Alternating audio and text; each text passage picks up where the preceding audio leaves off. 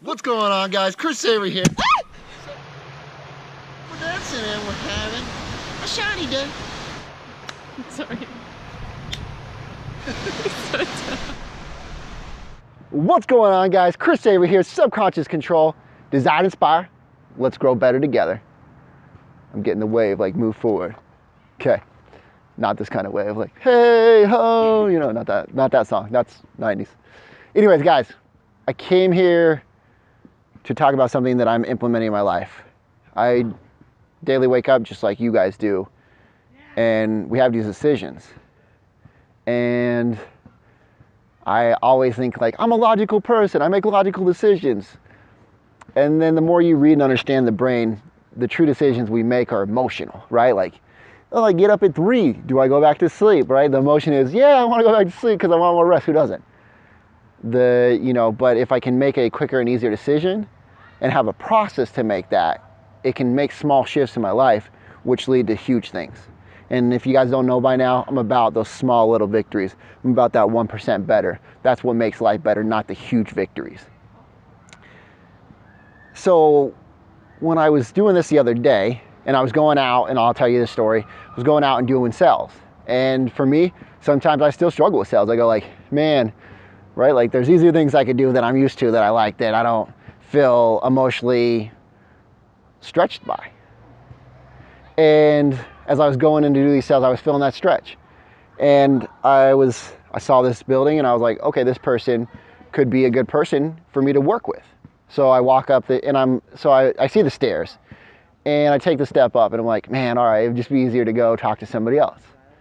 And then I thought about this rule that I started implementing, and it's the 10-10-10 rule. And so I step on the stairs and I start to walk up. I grab the railing, I walk up, you can hear the wood creak as I'm walking up the stairs, and I grab the door and I open it. And my first thought was, in 10 minutes, will this matter to me that I went and talked to them if they say no? And most likely, you know what, I may think a little bit about it. And then the second 10 is, in 10 months, will it matter? And there's 2 ways that it'll matter. And you can take it as negative and positive. If I want my mind to run me, then, oh my goodness, like they're gonna say no, I'm afraid, that'll affect me in 10 minutes, that could affect me in 10 minutes. On the other hand, I can look at it positively and reframe it and go, in 10 months, what if they say yes? Then I have the great opportunity to work with them. Maybe they know some other people. Now I get to start transforming their life. They get to start working with me and I get to start working with them, and I get better results. I get better at what I want to do. They get better at what they want to do. Maybe they connect me to somebody that I don't know yet. Maybe they do say that they don't want to work with me, but in 10 months I keep in contact with them and they have some friends that I can work with. Man, that's the opportunity. And then the third 10 is in 10 years.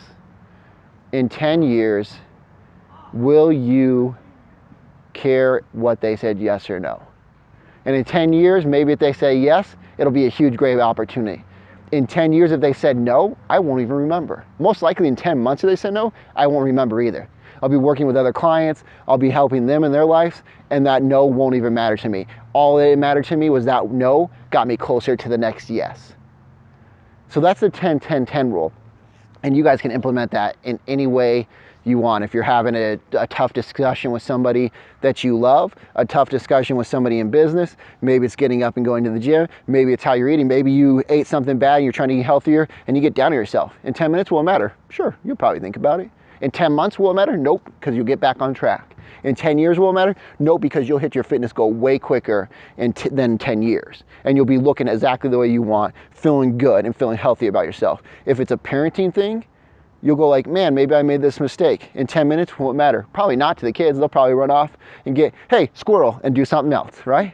Or in 10 months, will it matter? Not at all. In 10 years, will it matter? Nope, because they'll be grown up and you guys will have a wonderful relationship that you always wanted. And then I started thinking about the second thing I like to have in the process. So I was talking to somebody and they were going through this hard decision about just I won't get into their personal information, but they were just having a hard decision that they needed to make, and it was crucial in their life, they felt. So this is one of the coolest ones that gets you out of your emotions again. And guys, when we talk about emotions, that's what separates us from, do we use emotions in the right way to push us forward, or do we use them to hold us back? Do we get more out of life and get more fulfillment and feel greater and feel alive? That's an emotion, feeling alive, feeling fulfilled. Do we get that? Because we're willing to push. We're willing to take that thing and go, here, let me reframe this. Let me use that 10-10-10 process. Let me use the next process I'm about to give you. And that'll make me get jacked and feel good. Or do we use it to go like, man, I'm feeling even worse. They're both emotions. How are you using your emotions? Are you letting your mind use you? Or are you using your mind to move forward? The second process that I used with this young lady the other day was, it's pretty awesome. I just read about this. And you go up to somebody when they're having a tough decision, and you go, if somebody came up to you, a friend, and asked you the same exact question, right? If they said, hey, somebody said this to me, how would you handle it?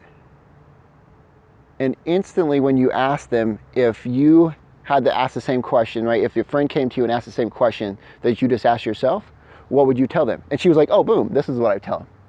And see, the funny thing is when we look at our own decisions, we get caught up, right? So some people say, can you see the tree? Do you see the trees or do you see the forest? We see the trees, we go like, oh my goodness, there's all these little things. And then it makes our mind unclear. And see, clarity obviously is confusion, but confusion leads to bad decision making or paralysis where there's no decision making. And so when you have that clarity, you see the forest instead of the trees. So asking somebody what they would tell a friend gives them able to see the whole forest and gets rid of those emotions. And then she said, oh yeah, this is what I do. It's a hugely powerful thing to do for yourself. First, guys, let's implement it for ourselves. That's what I have to do, is I have to implement this for myself, and then I'm able to help other people because now I've already seen it work for myself. Why would I not want to give that a gift to somebody else? And I give them that gift, and then they have clarity. Guys, these are the things that'll absolutely shift your day 1%, absolutely get more control of your mind, absolutely allow you to get what you want.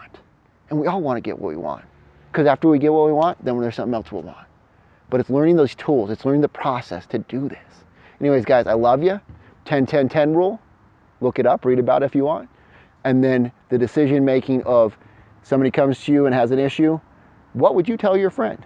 Those are the solutions. Those are the first steps in the process. I'll talk more about decision making. I'm reading several books on it and implementing these things into my life. It's tons of fun. Love you guys. Talk to you soon. Bye-bye.